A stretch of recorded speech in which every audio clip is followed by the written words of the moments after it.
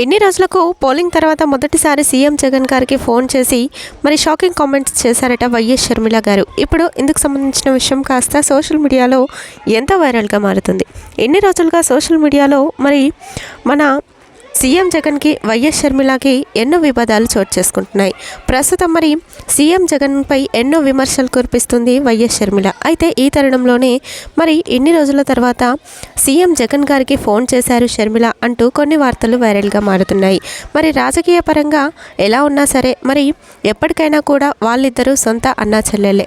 అలాంటి అప్పుడు మరి రాజకీయాల్లో ఎలా ఉంటే ఏంటి, నిజ జీవితంలో మాత్రం వారెప్పుడు కలిసే ఉంటారు అంటూ కూడా మరికొందరు చెప్పుకొస్తున్నారు.